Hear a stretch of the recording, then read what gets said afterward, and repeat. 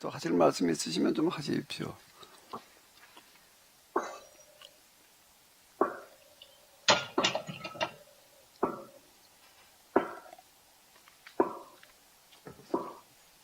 그러니까 성경 해석은 뭐여야 되는가라고 한다면은 물려받은 옛날에 했던 해석 그대로 드러내놓으면 안 되는 거예요. 새 해석이어야지 돼요. 이 밑에 기와집 이거 짓는 과정 얘기하는 거 후손 얘기를 들어보니까 저거를 목수가 스물 몇 명이라나 열 몇 명이라나가 달라붙어가지고 몇 년을 지었대요. 옛날에요. 저거를 지금 보기엔 무서워 보이는데 몇 년을 저거를 지었다.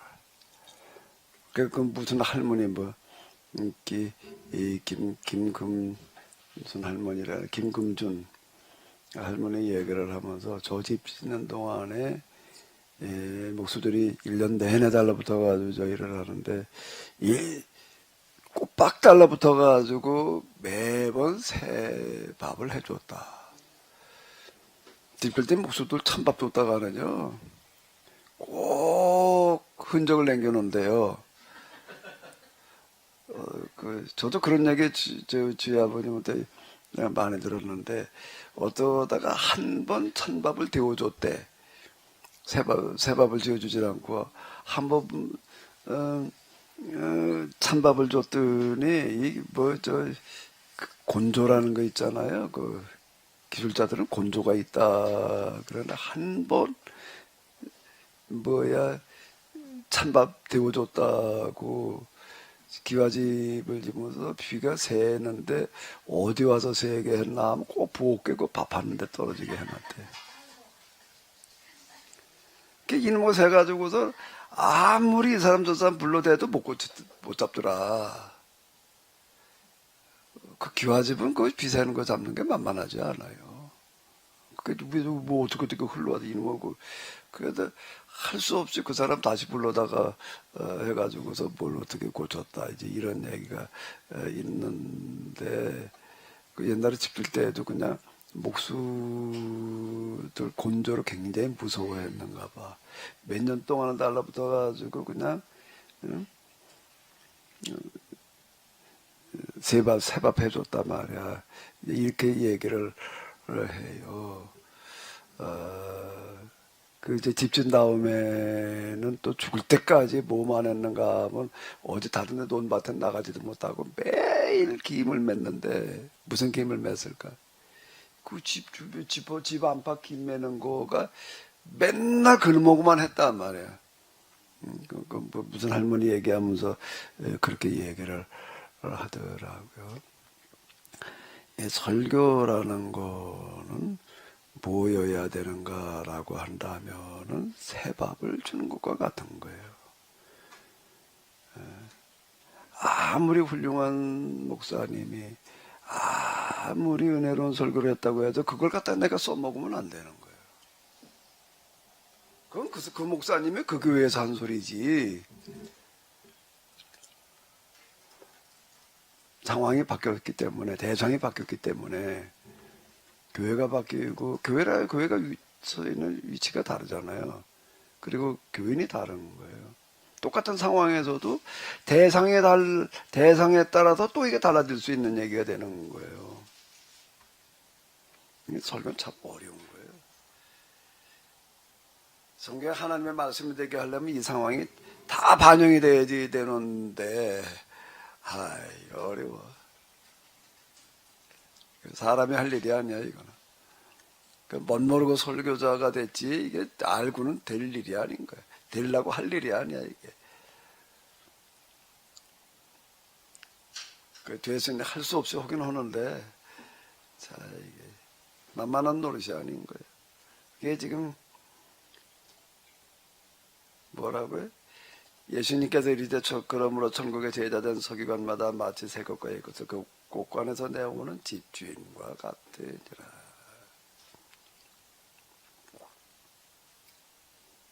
사도 바울은 율법조문 의무는 죽이는 것이요 영은 살리는 것이 이렇게 얘기를 하고 있는 거죠. 우리가 근데 과연 이렇게 얘기를 하고 있는가, 이렇게 해석하고 있는가?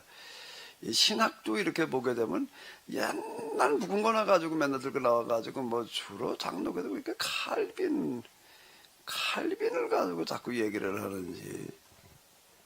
칼빈이라는 사람이 종교개혁 시대에 루터의 종교개혁 비슷한 세대인데 조금 뒤에죠. 종교개혁 신학을 조직신학화 시켜놓은 사람이에요. 기독교 강요라는 게 이제 그런 책이고, 또 칼빈 주석이라는 게 또 종교개혁 신학의 시각을 가지고 성경을 해석해 놓아서 상당히 영향력 있는 어떤 이제 중요한 그런 역할을 한 거는 사실이에요. 근데 그건 그 시대에 그런 거예요. 종교개혁 시대의 얘기예요. 1500년대 얘기예요. 그걸 지금도 갖다가 계속 써먹으려고 그러면 곤란해. 칼빈 다음에 M1 나오고, M1 다음에 무슨 M60 나오고, 지금 뭐 K 뭐 나오고, 이제는 뭐가 나오나? 레이저 총이 나와, 지금은요. 그쪽에 드론이라는 거 있잖아요. 드론. 이놈하고 날라다니니까 이게 잡기가 이제 만만하지라는 거예요. 조그만 놈에다가 이제 지멋대로 그냥 무인기가 조금만 나면 날라다니니까 이걸 하나 잡으려고 갖다 미사일을 쏴대니 이게 미사일은 뭐 몇십억짜리라는 말이 어떤 놈하고는.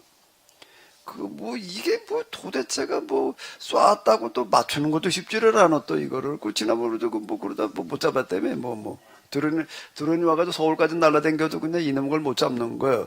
막 쐈다가는 또 유탄이 또 그냥, 민가에 떨어져가지고 또 사고도 날 것 같아가 막 쏠 수도 없고. 요즘은 뭘 가지고 잡나? 뭘 가지고 잡아요?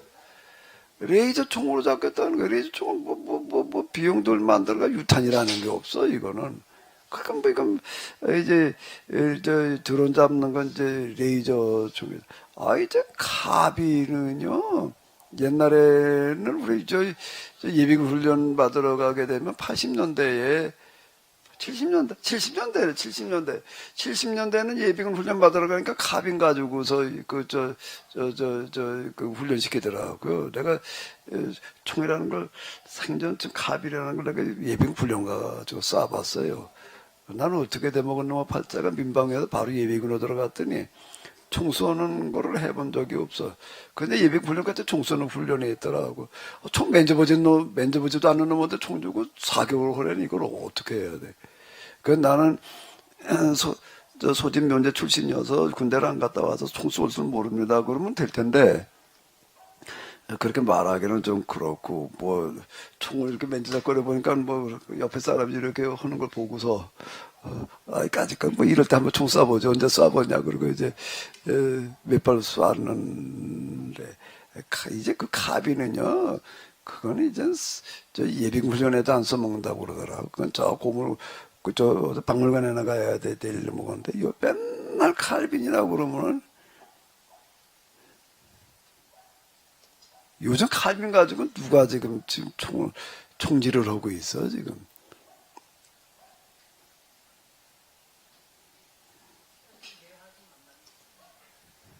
맨날 옛날 거 갖다 써먹지.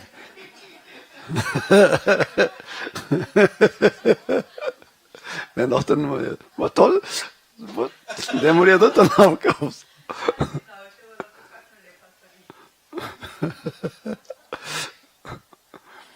또 이 감리교한테 맨날 또 웨슬리 표준 설교지 가지고 또 이제 웨슬리 그렇게 울고 먹고 있는데 하도 울고 먹어가지고서 소벽자고도 갖다 한 두세 번까지는 그래도 좀 뿌연물이 나오지만은요 대여섯 번 가면 뿌연물도 안 나와요. 그 소복자고 자꾸 울고 먹은 거 나중에 이렇게 보니까 손가락으로 요렇게 하니까 부서지더라고. 나올 것도 없어 하도 울고 먹어가지고. 예수님께서 말씀하신 것도 비슷한 구절이 뭐가 있죠? 뭐가 있어요? 새술은 새부대. 근데 말은 쉬운데요. 재해석을 해라. 새롭게 해석을 해라. 아유, 그게 어떻게 돼, 그게. 아니, 재해석이라고 하는 거가 가능하려면은, 아니, 그게 어떻게 가능하냐고. 새롭게 해석을 하겠다고 사람도 해봐. 어디 그게 되나. 그건 불가능한 거예요, 재해석은. 새 것을 가지고 나온다는 거는 불가능한 거예요. 옛날 것 갖다 포장이나 달리해가지고서 그냥, 뭐 예언나 좀 바꿔가면서 어쩌고 저쩌고 이렇게 뭐 한다 그러면 몰라도요. 어떻게 새 거를 끌고 나와 이놈의 새가 끌고 나와지나 그게? 끌고 나오려고 그런다고 끌고 나와지나?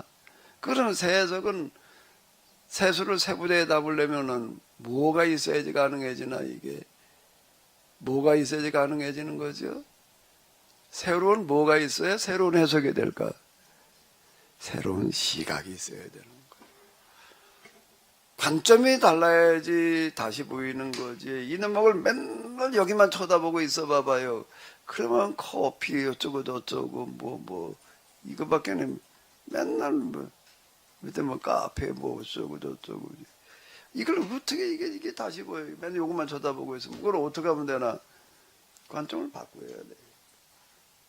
이렇게 들여다보니까 앞에 뭐 있다고가 들어있어요. 이게. 그 다음에 또 여기 보니까 이게 메이커인가 보네. 뭐라고 쓰여져 있어요. 내 관점을 보는 각도를 달리해야지 될 터인데 이게 사실 쉬운 얘기가 아니라고. 새로운 관점이 나온다는 거는요. 물려받은 어떤 이론들에 대해서 새롭게 다시 해석에 들어가는 거를 그렇게 하는 사람을 가리켜서 석학 이렇게 얘기를 하는 거고, 그 석학은 한 시대 하나가 나오는 거지 그렇게 막 쏟아져 나오는 게 아니라고. 이게 참 어려운 얘기예요. 어려운 거지.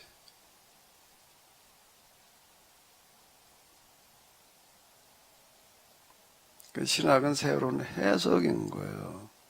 그 다음에 또 이제 신학에서 그 다음에 신학이 먼저고 신학은 경험 상황에서 이제 마저 해석을 하고 그 다음에 교리는 뭐라고요? 지켜야 될 어떤 원리, 원칙. 그럼 설교라고 하는 건 새로운 해석이면서 새로운 뭐여야 되는 거죠? 교리여야 되는 거예요.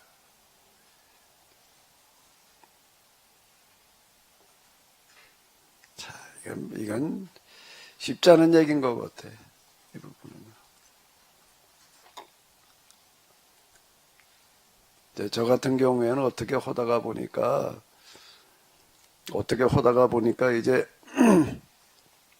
하나님을 경험하고 하나님을 경험한 그 경험의 원리와 이치, 계약법이라고 하는 계약의 관점에서 보게 되는 게 뭔가 하면 그게 성경에 들어있는 원리와 이치인 거예요. 원리, 사물의 원리 그대로 반영되어져 있는 걸로 이렇게 보여서 그게 계약의 관점에서 이제 이렇게 보게 되는 거거든요. 하나는 경험이라고 하는 거가 이걸 가능하게 해서 여기까지 이렇게 왔는데, 그러면서 내가 늘 의문이 남아있는 거야. 근데 왜 내가 왜 하필 나인가? 저 이것 때문에 굉장히 시달렸습니다. 왜 내가 이런 걸 해야 되나? 제일 처음에 1, 2, 3부 그 세미나 할 때는요, 엄청 부담됐어요. 내가 이거 이 남이 가지 않은 길을 간다는 거가요. 남이 하지 않은 해석을 한다는 게 엄청 부담스러운 거더라고요. 제가요. 그 내가 희화도 만만치 않다고 맨날 써먹은 예가 또 써먹어야 되나 말아야 되나. 내가 제일 많이 꾼 꿈 중에 하나가 뭔가 하게 되면 옛날 초등학교 다닐 때 꿈인데 학교 가서 보니까 뭘 안 가지고 왔어. 그래가지고 어떻게 하는 거예요? 그걸 가지러 또 가는 거예요. 근데 학교를 집에 다 애들은 학교를 향해서 가는데 난 어디를 향해서 가야 되는 거예요? 집으로 향해서 가야지 되는 거예요. 시간을 만들고. 그러다가 깨는 꿈을 내가 많이 꾸어서 애들 때부터 어른 돼가지고도 그걸 꾸고 있더라고. 내가 이상하다. 난 뭘 가져올 걸 안 가져가지고 집에 다시 갔다 온 경우가 한 번도 없는 것 같은데. 한 번도 없는 것 같아. 그래 본 적이. 그걸 가지러 돌아간 적은 없어요. 집이 뭐 가까워야지 갔다 오지. 먼 놈들 언제 갔다가 와. 나 집에 가까워진, 보통 난 심리 걸어 다녔는데, 심리길을 언제 갔다가 와. 그걸 그래 본 적은 한 번도 없는데 왜 그런 꿈을 꾸는지. 근데, 내가 세미나 시작하면서 그 꿈 생각이 나더라고. 내가 생겨먹는 팔자 그런가 말이야. 어째 그래. 난 거꾸로 가야지, 되라라는 생각을 좀 이렇게 많이 했고요. 정말 부담스러웠어요. 정말 부담스러웠고요. 세미나 하느라고. 그때 월요일부터 금요일까지 했으니까 하루 종일 말하는 것도 힘들었지만은요. 남 하지 않는 해석을 해야 된다는 게 참 부담스러운 거더라고요. 왜 하필 내가 이런 걸 하고 있어야 되나 하고 내 고민을 참 많이 했다. 왜 이게, 왜 내가 왜 이런 걸 해야지. 그래서 내가, 이것 때문에 그런가 보다. 이유를 몰랐어, 나는. 이유를 몰랐는데, 이것 때문에 그랬나 보다. 내가 우리 대학원 과정 할 때, 그때 뭘 했나 하게 되면은,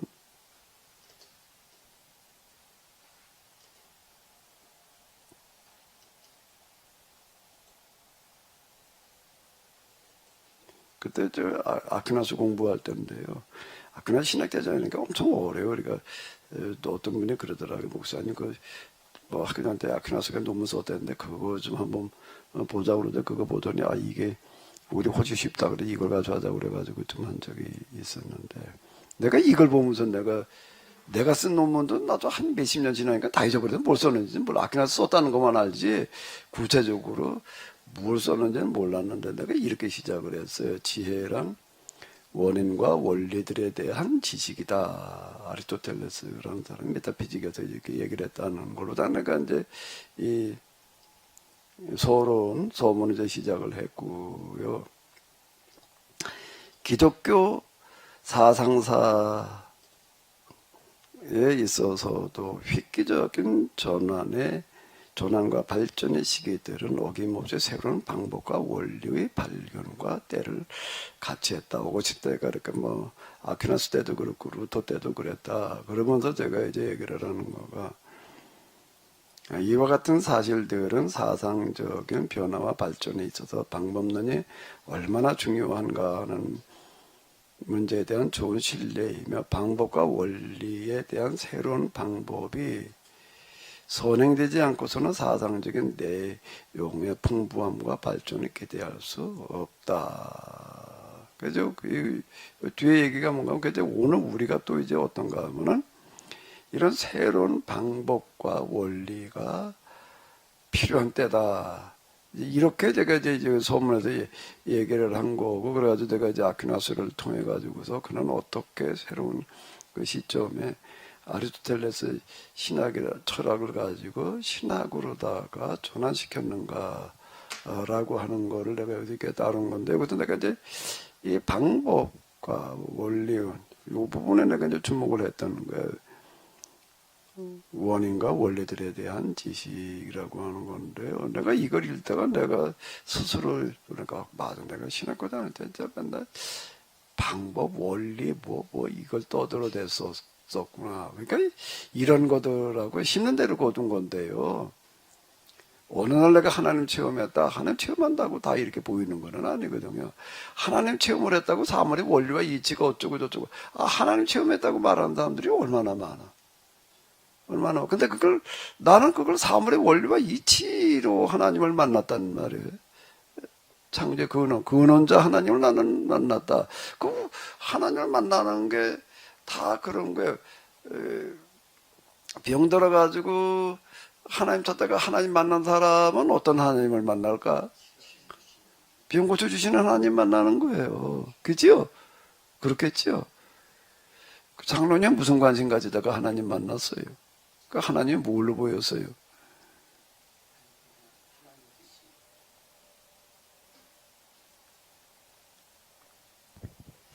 교회 나가서 저 하나님 뜻이 무엇인지를 계속 좀 찾고 성경 공부하다가 이제 그 하나님이 이제 그 구세주로 그러니까는 저기 그리스도로 이제 교회 나간 지 9개월 만에 좀 이렇게 경험하고 그 다음에 하나님은 알게 된 건 이제 성경을 계속 공부하면서 이제 좀 알게 된 것 같습니다.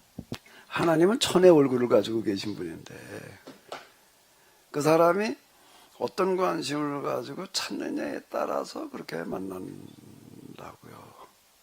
근데 썬다신 같은 경우에는 과연 진리라는 게 있는가 하는 걸 찾다가 이제 예수 진리로 만났다 뭐 이제 이런 얘기를 하는데 오 목사님은 모태신앙이? 모태신앙은 그런 생각을 해볼 겨를도 없었나? 어떻게 해야 되는 거예요? 그래도 뭔가 있었을 것 같은데 좀.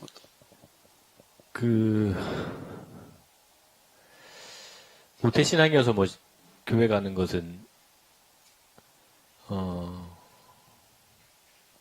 안 맞기 위해서 갔고요. 제 어머님이 굉장히 엄격하셨었어요. 그 부분에 있어서는.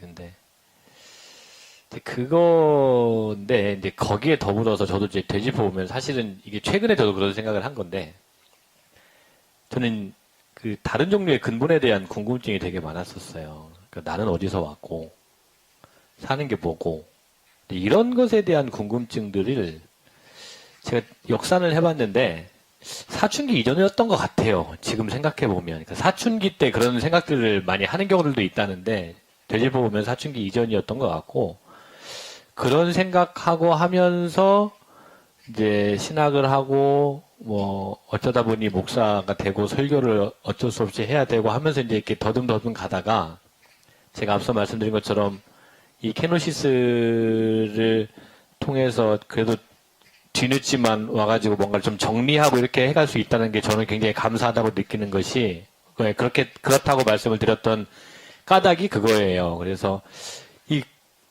저는 다른 거 모르겠는데 이 케노시스라는 걸 통해서 근본이신 하나님 혹은 만물의 원리 원칙 이런 것에 대한 부분들이 저는 해갈이었거든요.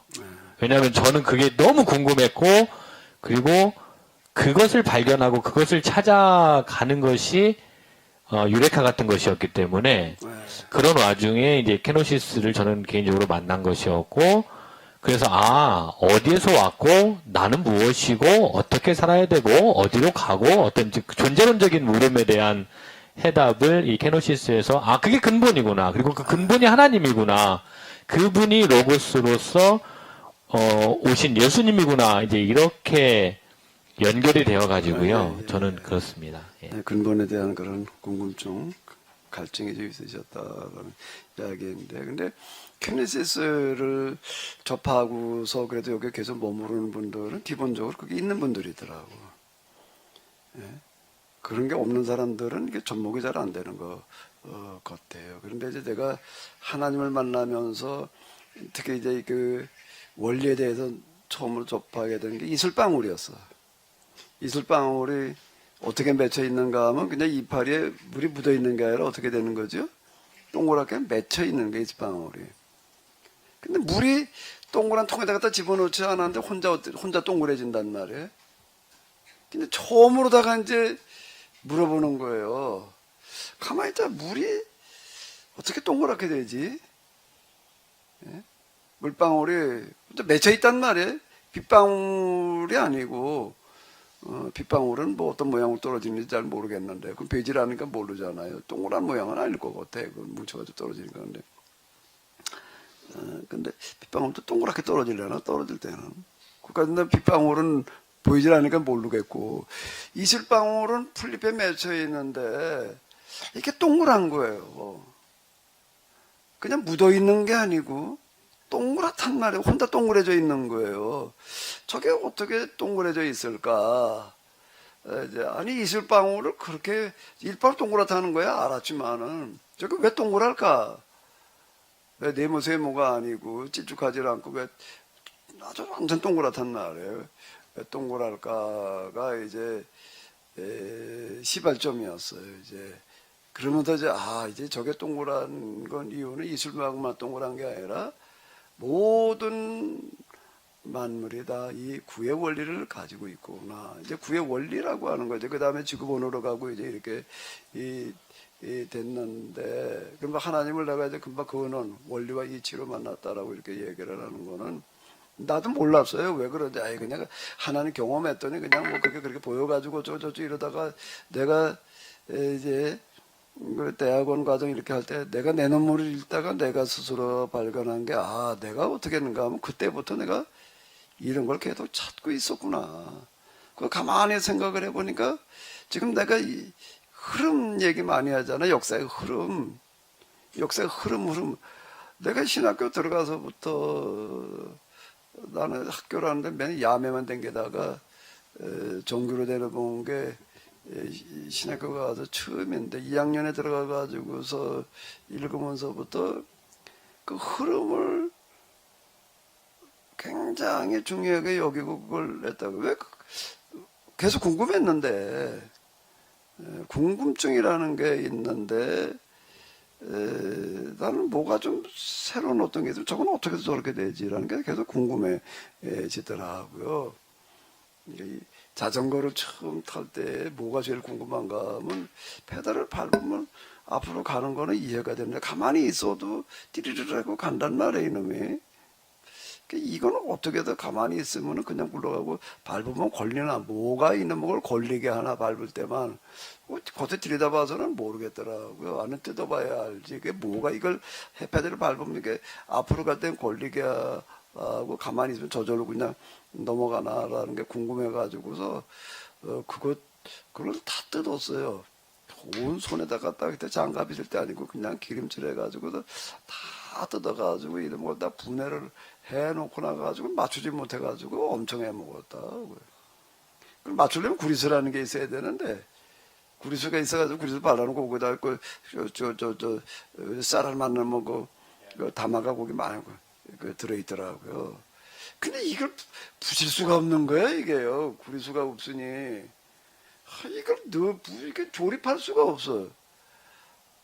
어떻게 했어요? 어떻게 했을까?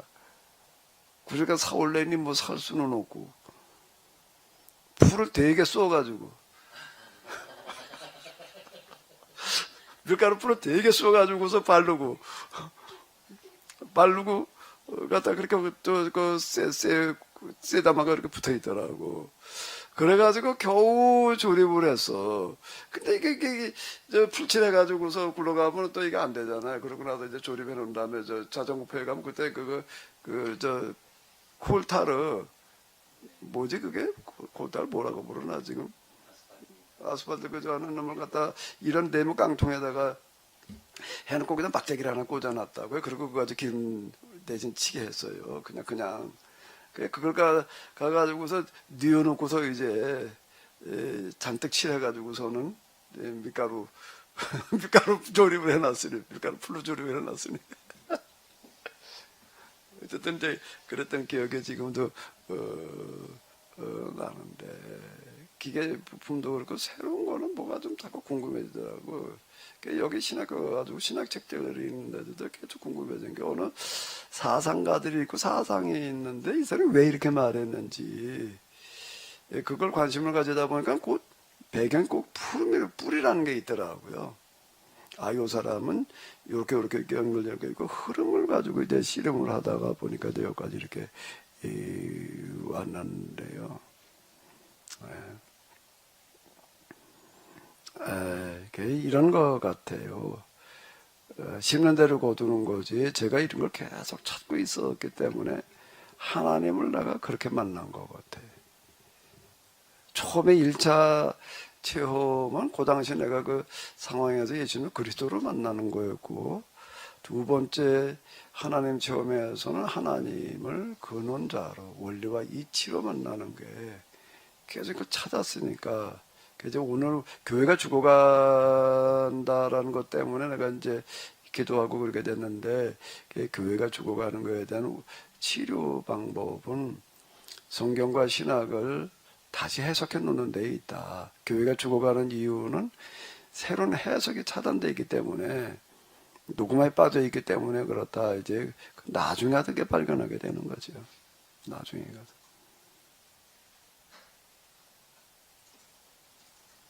자, 이 시간에는요, 우리 포르게 신학 지난번에 했던 걸 가지고 다시 이렇게 놓고 본다라고 하게 되면은요, 교리신앙이라는 건 뭔가라고 하게 되면은, 내가 태양을 손가락으로 가르치고 태양을 보라고 그러는데, 손가락에 그건 뭐라고 생각을 하는 거예요? 태양이다. 여기에 지금 이렇게 컵에다 물을 담아 먹으면 물과 컵이 똑같이 동시되는 그런 현상이 나타나는 거예요. 안식일법을 지키면서 안식일은 몸에 안식일날 아무것도 걸치지 않고 다녀야 돼. 안식일날은 뭐 오리 이상 걸어가지를 말아야 돼. 안식일날은 밥을 있는 거나 먹고 그냥 새로 해 먹지는 말아야 돼. 그렇게 하면 안식일 지킨 거야. 요렇게 되면은 어떻게 되는 걸까? 자, 다시요. 안식일법을 가지고 예를 들어보면 잘 이해가 될까? 안식일날 하지 말라라고 하는 게 39가지가 만들어지는 거예요.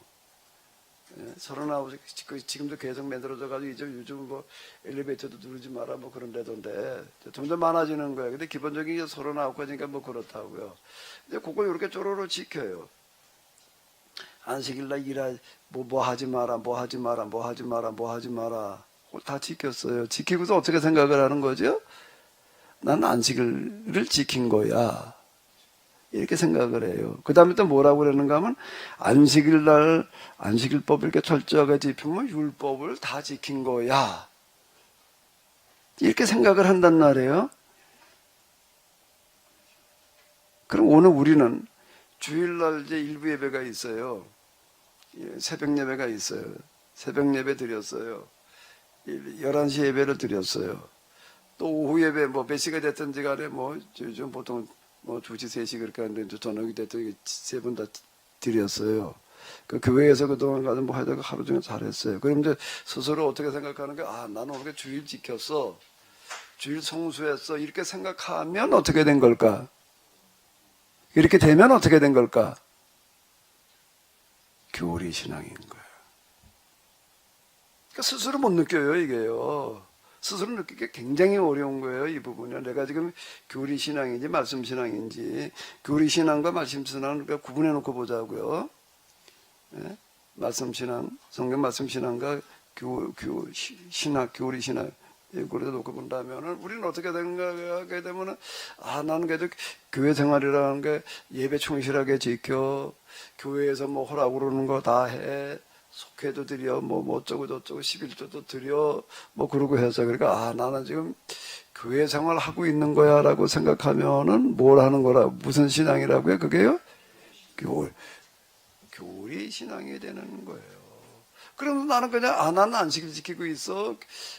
교회 생활, 교인으로서 할 일들 나 다 하고 있어. 이렇게 생각을 하지. 내가 지금 안식일 주일 지킨 건 주일 성수로 제대로 한 게 아니야. 나는 교회 생활하는 게 이건 교회 생활한 게 아니야. 이렇게 생각하기가 어렵다고. 그죠?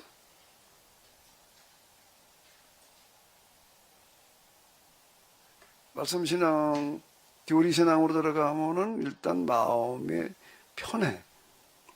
그래도 하는 게 몇 가지만, 난 그래도 할 거 다 하고 있어. 난 구원받았어. 마음의 평안. 근데 말씀 신앙으로 넘어가면은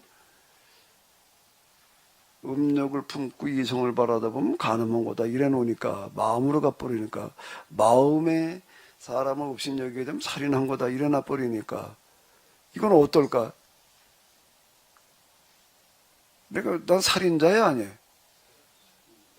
살인자에서 내가 벗어날 수가 없는 거예요. 이게 죄책감, 부담감에서. 자, 안식일법이라고 안식일 기록하여 거룩하게 지키라라고 하는 어떤 이런 거는 안식일법의 원래 취지야. 너는 안식일을 거룩하게 지키라라고 해도 뭐 어떻게 하고 그래서는 나는 너에게 말하노니라고 하는 거는 안식일법이라고 하는 건 안식일이 있고 안식일이라고 하는 거는 왜 안식일 하루 일하지 말라가 아니라 일시키지 말라야. 내 집에서 그 출애굽기 안식일법은 그런 거예요. 내가 애굽에서 또 그러니까 노예로 살지 않았느냐. 그 사람들은 안식일은 뭐고 없이 그냥 일해야 되는데 그날 하루만은 일시키지 마라. 하루는 쉬게 해 주어라. 쉬게 해 주는 것과 동시에 그날은 또 뭐 하는 날이라고요? 누구네 집에도 일하는 사람은요 가족이 다 와서 일하는 게 아니에요. 일하는 게 다 가서 달라요. 가족이 다 해체되는 거라고요. 가족이 해체된 사람들인 거예요. 그 가족이 해체된 날에 가족끼리 만날 시간이 없어. 시간 노는 날이 있어야지 만나지. 뭐 맨날 일하는데 뭐 여기서 아빠가 노는 날이 있다라고 하더라도 엄마는 안 노니 못 만나는 거고 애들 올 때 애들대로 애 보러 갔고 뭐 그러고 왔는데 뭐 만날 방법이 없어요. 근데 똑같은 날 쉬게 하면 어떨까? 자, 가족들이 해체가 돼가지고도 한번 그런 기록은 성경에 없어요. 근데 우리가 그건 유추해 보면 아는 건데 가족이 해체돼가지고 뿔뿔이 흩어져가지고 남의 집에 가서 식모살이하고 모슴살이하고 애 보게 해요. 그렇게 하는데 그러다가 따로따로 쉬는 날이 있으면은 어떻게 해볼 방법이 없어요. 똑같은 날 쉬면은 뭐 하려고 그럴까? 장로님 같으면 뭘 하시겠어요? 당연히 그러겠지요. 가족끼리 만나려고 그럴 거 아니에요. 그러니까 그날은 뭔 얘기가 되는가 하면 일도 쉬는 날이면서 동시에 일주일에 한 번은 그래도 가족들 얼굴 좀 보게 해주어라. 이게 안식일법이에요. 근데 안식일법은 안식일로 끝나는 게 아니야. 안식년이라는 게 또 일곱이에요. 이제 일곱으로 넘어가는 거예요. 일곱으로 넘어가다 안식년이 되게 되면 뭘 하는 거예요? 면제년이야. 이거 신명기에 의하면 면제년이야. 레위기에 의하면 쉬는 날이지만은 면제년으로 지켜야 돼. 내가 그때 채무진 사람들은 다 탕감을 해줘야 돼. 다 탕감을 해줘야지 돼요. 채무만 탕감을 해주는 게 아니라 아예 이 사람들 어떻게 해야 되는 건 노예를 다 방면을 해줘야 돼. 방면을 해서 나가라고 그러는데 노예 한 사람의 가격이 대략 짐승으로 따지면 뭐가 어땠다고요? 소나 말에 몇 필에 해당되었다고요? 5필이면 엄청난 돈이에요. 그냥 방면하라는 것도 어마어마한 요구인데 6년 동안 일한 품삯을 또 주어서 보내주래. 왜 그렇게 주어서 보내줘야 되나? 그래가지고 6년치 품삯을 받아가지고 엄마는 엄마대로 아빠는 아빠대로 애들 받아왔으면 그 다음에 뭘 할까 그래가지고 따로따로 놀러 가나? 그거 가지고 봐가지고 살궁리를 해야 될 거 아니에요. 이 얘기야 안식년이 결국에 가서는. 근데 이것도 쉽지를 않아. 그렇게 받아가지고 왔다고 그래봐야 뭐 집을 마련하고 땅을 마련한다는 건 어려운 얘기라고. 이거 근본적인 해결책이 못 돼. 이거는 그렇게 해봐야 옛날에 집을 하나 장만하고 땅을 하나 산다는 게 얼마나 어려운 얘기인데 그건 불가능한 얘기라고. 겨우 그저 좀 살다가 또 그렇게 될 수밖에 없는 거예요. 대부분의. 근본적인 해결책을 해준 게 또 7이 또 넘어가는 거예요. 안식년 7 넘어가 희년이라고 그러는데 그건 뭐예요? 딱 그 안식년에 지켜야 될 것들은 다 지키면서 6년째 품삯을 다 쳐서 다 보내는 거 그 동시에 땅과 집도 돌려주라는 거예요. 자, 그게 뭔가 하면 안식일을 지키는 거예요.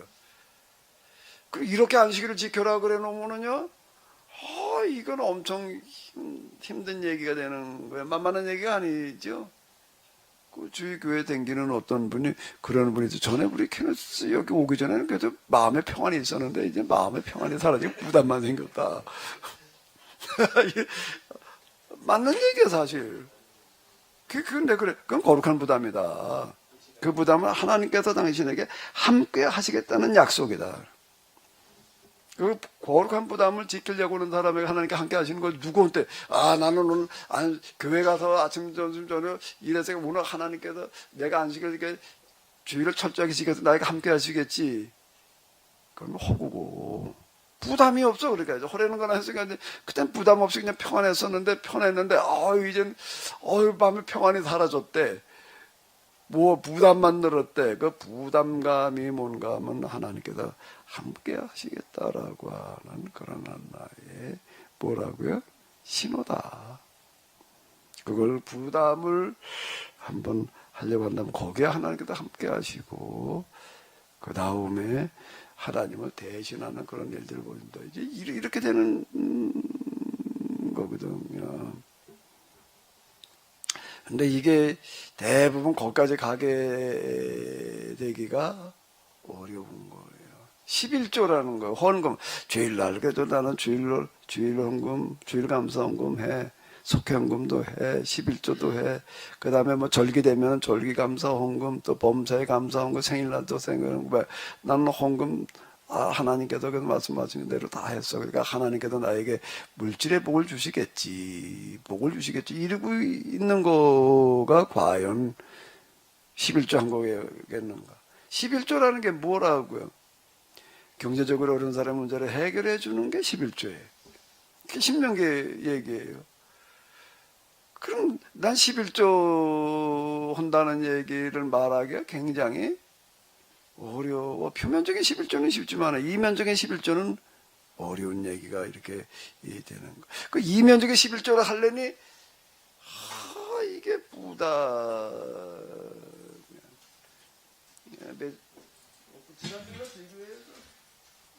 뭐 교육자 회의를 했어요. 그래서 저희 교회 뭐 어쩌고 저쩌고 저희 집에로 왔다 갔다 목사님한테 전화를 해서 뭐 집좀 한번 오겠다고 그랬는데 이방 원래 교육자 할 때 같이 와라. 옛날에 이제 같은 지방에 있었으니까 뭐 그러고 했더니 뭐 일정이 어쩌다 안 된다나 그러면서 새 집 줘서 좋겠대.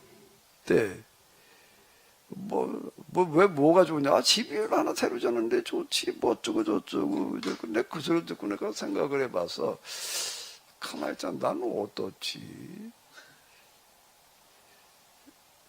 집을 하나 짓느라고 고생 죽도록 했고, 어휴, 고생 진짜 내가 원 노가다 정말. 돈이 딸리니까 이놈목을 대부분 다 내 손으로 해결하느라고 그냥 아직도 일하는 중인 그거는 사실 아무것도 아니에요. 그것도 나쁜데 그 사람이 집을 새로 져도 좋겠다. 뭐 그렇게 얘기를 해서 내가 곰곰이 한번 생각을 해봐서 가만히 있자. 내가 집 져도 좋은 건가? 내 스스로 나 어떻게 생각하나? 그래서 나는 거기다 서도 이렇게 그러면서 스스로 어떤 생각이 드는가 하게 되면 이건 이제 시작에 불과하다. 나는 시작으로 받아들이고 있어요. 집 하나 거기다. 내가 그걸 뭐 편하게 전원생활을 하고 내가 전원에 환경 좋은 데 살려고 그런 것도 아니고 여기서 자연치유 뭐 이 프로그램 이걸 병든 자들에 대해서 저 어떻게 와서 좀 치료하는 그런 공간을 활용해보자라고 하는 것도 하나의 시작이고 그리고 또 하나 내가 시작으로 받아들이고 있는 건 뭔가라고 하게 되면 그거 집 지으니까는요 여러 명들이 와가지고서 이렇게 둘러보면서 그래 그 왜 그러냐 우리 바꿔라주는 그런 사람인데 그 동네에서 바꿔라주고 그 비닐을 씌워주고 그런 사람인데 전에 내가 한번 도끼질을 하는데 와서 이렇게 지나가다 오더니 와서 이렇게 쳐다보더니 자기도 도끼질 좀 한번 하자고 그러고 도끼질을 하더라고 장작을 땀을 패는 거야. 근데 꽤 잘 패요. 그러면서 뭔가 하면 자기도 꿈이 있는데 집을 하나 지어놓고 난로를 놓고 장작 좀 한번 패보는 게 평생 꿈이다. 그렇게 얘기한 적이 내가 엊그제 갈러 왔을 때 집 언제 지을 계획이냐 아직 요원하대. 집 짓는 게 맘만 가지고 짓나 여건이 돼야지 짓는 거지 이게 여건이란 게 돈이잖아요. 그게 이제 거기 저희 집 좀 가서 그런 식으로 돌아보는 사람들이 많더라고. 나는 뭐 집이랍시고 나는 집 졌다고 그러지 않고 내가 운막 졌다 내가 맨날 그러는데 운막이 이런 수준이냐고 내가 말하면 운막이 무슨 뜻인지 모르는 거예요. 내가 왜 운막이라고 그런지를 모르는 건데 나는 이렇게 받아들여요. 이건 시작에 불과하다. 내가 진짜 집을 짓는 거는 이 땅에 집 없는 사람들의 문제가 해결되는 게 내가 진짜 집 짓는 거다. 믿거나 말거나.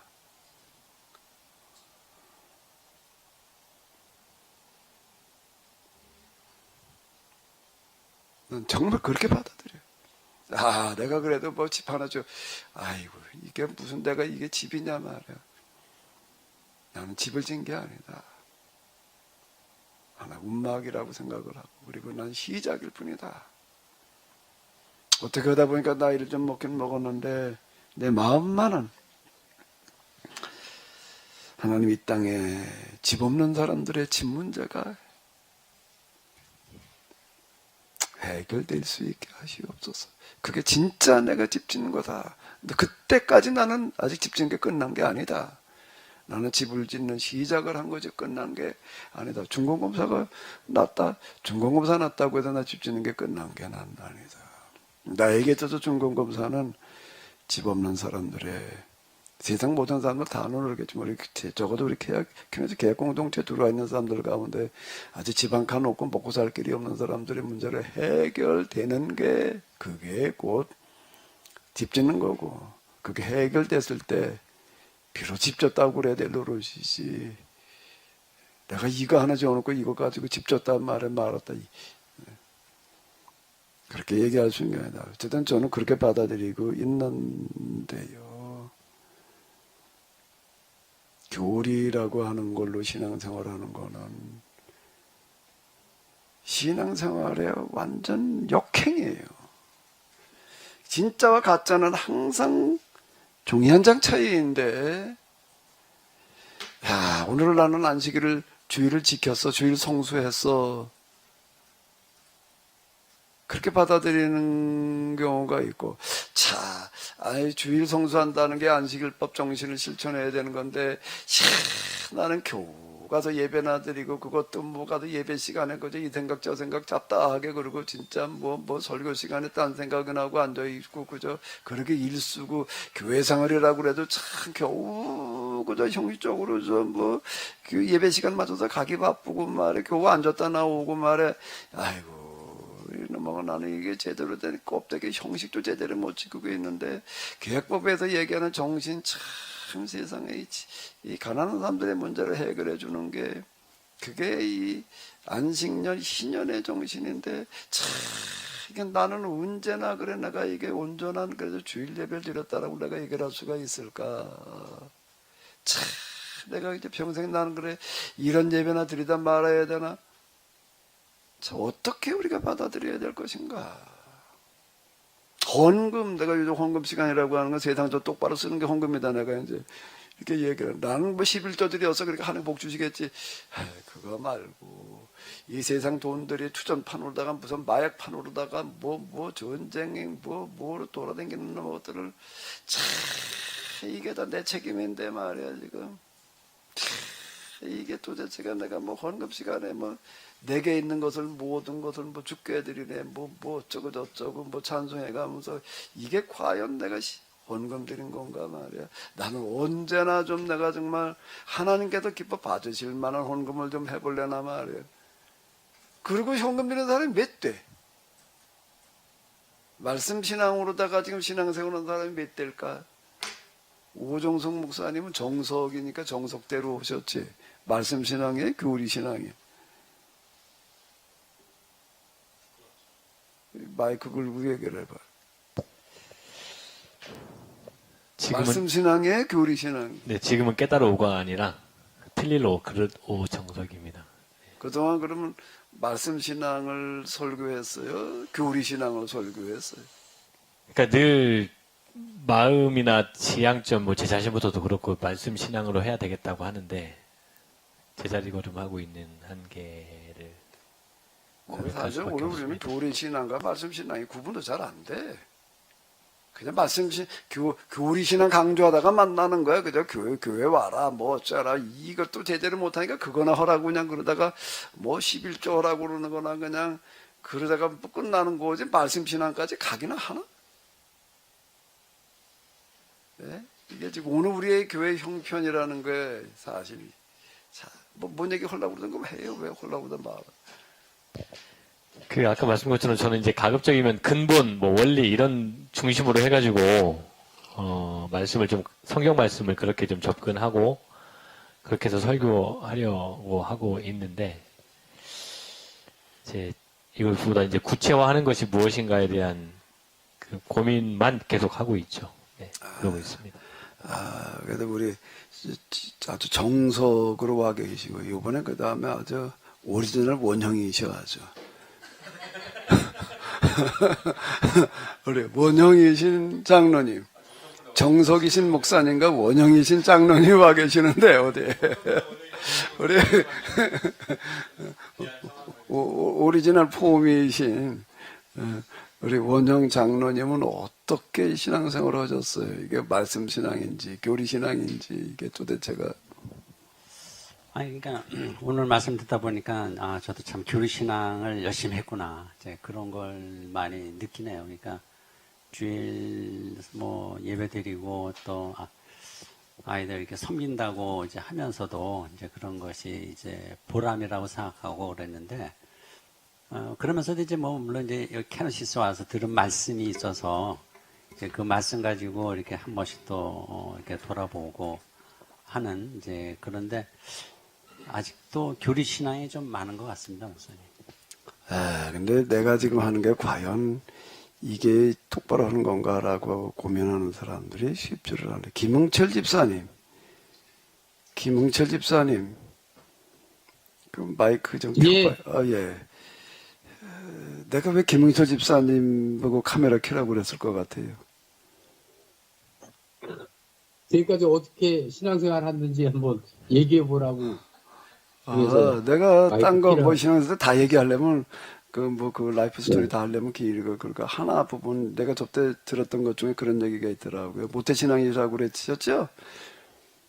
예. 예, 근데 교회 생활, 신앙생활 하다 보니까 과연 내가 지금 이렇게 하나님 믿는 건 맞는 건가, 그런 갈등과 고민이 생겨가지고, 어떻게 해야 되나, 나 교회에서 허락하는 거 한번 다 해봤다 그런 얘기 하셨잖아요. 새벽 예배부터 목도부터 아주 진짜 열심히 이렇게 다 했더니, 교회에서 신앙 좋다, 뭐 좋다라고 얘기를 하는데, 정작 내 마음은 아니더라. 그 비슷하게 얘기를 하신 적이 있었지요. 예. 그래서 갈등과 고민을 했다. 이제 그게 뭔가 하게 되면은 그 갈등과 고민이 교리 신앙의 갈등과 고민이었다는 거예요. 교리대로만 하고 있으면 내가 과연 다 한 건가? 근데 대부분 이렇게까지는 못 하는 거예요. 김흥철 집사님의 내가 다른 부분보다 내가 그렇게 얘기하신 부분이 내가 늘 기억에 남는 게, 이 목회자로서 있으면서 주변에 많은 사람, 목사도 그렇고 교인들도 그렇고 많이 만나는데, 집사님처럼 그렇게 갈등과 고민하는 사람들이 별로 없다고요. 그 얘기도 직접 한번 해봐요. 어떻게 했다는 거. 저 같은 경우는 사실 모태신앙으로 어려서부터 교회 나가는 것에 대해서 왜 나가야 되는지 이런 것조차도 의문을 품어온 적이 사실 없었거든요. 안 나가면은 집에서 야단 맞고 그러니까 어렸을 때는 당연히 나가야 되는 거고 또 집안의 모든 친척들이 다 신앙생활을 하고 있으니까 친척들끼리 모였을 때도 신앙생활 안 하고 교회를 안 나간다. 그러면은 좀 덜 떼먹은 사람 이런 식으로 취급을 받으니까 그 집안 내에서도 그냥 교회를 다 나가고 그런 분위기에서 이제 살다 보니까 또 교회에서 이렇게 나가면 계속 이 얘기를 듣는 게 설교를 듣고 하는 모든 것들이 특히 캐노시 요번에도 이제 JMS 이것 때문에 많은 교회들이 절대 다른 데 가서 성경 공부하지 말아라. 성경을 사사롭게 풀지 말아라. 이런 데다 초점을 맞춰서 교인들을 어떻게 보면 세뇌를 지금 하고 있거든요. 그러다 보니까 저 같은 경우도 다른 데 가서 신앙생활하는 성경 공부를 한다? 이거는 절대 해서는 안 되는 일이고 또 교회 내에서 성경을 어떤 새로운 시각으로 한번 이렇게 고민을 해보고 이 말씀이 왜 쓰여져서 왜 이렇게 쓰여졌을까 이거를 생각하는 거는 그거는 불경스러운 일이다. 그거는 해서는 안 되는 일이고 성경에 나와 있는 그거를 갖다 왜 네 마음대로 해석을 하느냐 그건 있을 수도 없는 일이다 하는 걸로 계속 교육을 받아왔거든요. 그러다 보니까 진짜 교회에서 하는 것대로 다 했을 때 이게 진짜 맞는 건가? 어떤 때는 이건 아닌 것 같은데 하는 생각을 하면서도 그걸 공식적으로 누구나 이렇게 나눌 수도 없는 분위기고 그러니까 그런 갈등들이 계속 마음에 쌓이고 하다가 캐노시스 처음에 여기 올 때만 해도 제가 여기 모교 성경 공부를 먼저 참여하게 됐는데 한 4년 전에 이제 참석을 하게 됐는데 그 참석하기 전에 강 목사님이 쓰신 죄인의 길, 또 하비르기에 이 책을 먼저 접하고 그거를 쭉 읽는 가운데 처음에는 그 책을 보면서 먼저 저희 아내가 그거를 먼저 보기 시작했습니다. 박정화 전도사님 소개로 해서 그 책을 선물 받고 그 책을 이렇게 보는 걸 어깨너머로 보다가 처음에 제 아내한테 읽지 말라 그랬어요, 이거를. 그거 이상한 거 아니야? 그거 왜 읽어, 그거를? 그런 걸 왜? 그 교회에서 얘기하는 거하고 많이 틀린 거야. 그래서 처음에는, 이거는 뭐 이단, 쉽게 말해서 이제 이단에 대한 생각부터 먼저 하게 됐었어요. 그런데 제가 어느 날 아내랑 같이 어디 가는 길에 아내가 그 십계명 주기도문 다시 보기, 그거를 전철 안에서 읽고 있는데 어깨너머를 이렇게 보는데 거기에 십계명 1번을 쭉 이렇게 풀이해 놓으신 그걸 보는데 완전 새로운 관점으로 하나가 탁 뜨이게 됐어요. 그때 이게 뭐지? 우리가 보통 교회에서 이야기하는 그런 설교 말씀에서는 이건 전부 다 하나님을 위한 계명이고 나머지 뭐 5번부터는 우리 인간을 위한 계명이고 이런 식으로 쭉 도식적으로 얘기를 설명을 했던 거를 완전히 이거는 이면적인 해설 설명을 쭉 해주신 걸 들어보고 이게 원래 맞는 얘기 아니야? 하면서 그런 호기심으로 그때 다시 박 목사님 책을, 길동 목사님 책을 갖다 쭉 몇 번 읽어보게 됐어요. 이제. 그거를 읽으면서 이게 바로 원리, 이치, 진짜 여기에 부합하는 그런 내용인 거, 그런 생각이 와닿거든요. 그러면서 지금까지 이렇게 쭉 오면서 지금은 이제 모교 성경 공부를 하면서도 그렇고 그 성경 구절 하나하나를 쭉 읽어가면서 묵상하는 가운데 이거를 원리와 이치, 진짜 당위성, 자명성 여기에 놓고 하나님의 심정으로 본다면 어떤 관점으로 이거를 볼 수 있을까 하는 쪽으로 해서 성경을 지금 같이 공부해 나가고 있는 중입니다. 지금. 그래서 지금까지 제가 여태까지 여기 케네시스 오기 전과 후 아까 강 목사님 말씀하신 것처럼 여태까지 너무 편했댔어요. 교회 나가서 그냥 주일 성수하고 시키는 훈련 다 받고 또 참석하려는 거 다 참석하면은 모든 거 다 해피하게 끝나고 너무 좋았고 그러면은 신앙이 점점 잘하는 것 같고 그런데 속은 점점 갈등이 더 커지는 그건 어떻게 피할 수가 없더라고요. 그런데 이 케네시스를 하면서는 그렇게 교회에 나가서 뭐 아침부터 저녁까지 어떤 때는 뭐 주일날 이렇게 봉사를 하고 그리고 회사를 아침에 딱 가면 회의 시간에 졸고 앉았는 저를 매주가 그래요. 매주가. 그런데 그런 거를 하면서도 채워지지 않았던 부분들이 실제 여기 케노시스의 원리 이치 여기에 내 말씀에 내가 진짜 이 말씀대로 살아가고 있는가를 매일매일 이렇게 점검하면서 근데 그렇다고 해서 쉽게 안 나지더라고요. 그럼에도 불구하고 나지는 않는데 그래도 그런 갈등 가운데 좀 가까이 가려고 노력하는 그러면서 바뀌는 것들이 지금까지 60몇 년을 교회를 다니면서 하나도 변하지 않았던 제 모습이 조금씩 이제 바뀌어져 나가는. 그래서 예전에는 마음에 들지 않았던 예전에는 음식 먹고 남기고 뭐 음식물 쓰레기가 나가고 하는 거에 대해서 전혀 내가 먹다가 남겼으면 버리는 거고 뭐 당연히 거기에 대한 아무 생각이 없었는데 지금은 음식을 먹고 뭐 누가 이렇게 남기는 걸 보면 굉장히 안타까운 마음이 드는 걸 보면은 내가 진짜 지금 이렇게 신앙생활하는 이게 맞는 방향으로 가는 거긴 하다라는 생각은 하고 있습니다. 예. 고맙습니다. 제가 이제 만났던 분들, 우리 케네시스 오신 분들은 대부분 다 그 갈등들 나름대로 얘기를 하는 거가 좀 더 구체적이어야 한다라고 하게 되면 교리 신앙에 대한 갈등이었던 거예요. 그 뭔지는 잘 못 느꼈던 건데 이대로만 하면 과연 된다는 건가 이제 그런 거였는데 이건 아니고 뭔가가 좀 있는 것 같은데 이제 그게 말씀 신앙이거든요. 이제 대비를 해놓고 본다면은요. 말씀 신앙, 교리 신앙 이제 구분해 놓고 본다면 이제 그렇다라고 하는 거고 이제 교리 신앙이라고 하는 거가 교리라는 게 꼭 필요한 거고 없으면 안 되지만은 근데 교리 신앙에 빠지게 되면은 신앙에 완전히 180도 역행이에요. 맞습니다. 그게 그 위험성인데, 그 여기서 이걸 보시면은 아는 게, 포로기의 신명기 신학, 예술한 느헤미야 신학, 그 다음에 이 바리새 신학이라고 하는 거는 인류 종교사에 있어서 이만한 위협이 없는 거예요. 근데 그걸 이 세 가지를 다 일거에 말아먹는 거가 유대교의 율법 조항 신학이었던 거예요. 일거에 그걸 다 그냥 물거품으로 돌려버리는 거예요. 그래서 예수님에게 그런 지독한 책망, 화이트 진전의 서기관과 바리새인들이요. 그리고 이제 도리에 돌 하나도 남지 아니고 다 헐려버리리라라고 얘기를 하시면서 계약 파기를 선언하는 어떤 이런 일이 벌어지는 건데, 파기라는 얘기가, 계약 파기라는 얘기가 신앙인에게는 가장 큰 심판인데, 그게 뭐가 그걸 가능하게 했는가라고 하게 되면 교리 신앙인 거예요. 근데 교리 신앙에 빠진 사람은요, 자기가 아주 정확하게 열심히 똑바로 하고 있다는 생각에 빠져요. 그래서 위험한 거예요. 그래서 위험한 거예요. 남한과 북왕국이 망할 때는 성전 제사 교리 신앙에 빠졌다가 망한 거예요.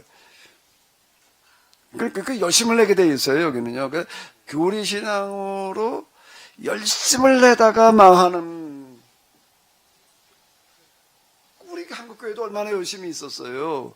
근데 지금 이제 다 허물어져 가고 있잖아, 지금. 이거 왜 그런가 하면 말씀 신앙이 아닌 교리 신앙에 빠져 있었기 때문에 그러는 거예요. 성경 해석도 겨우 표면적인 해석인 거예요.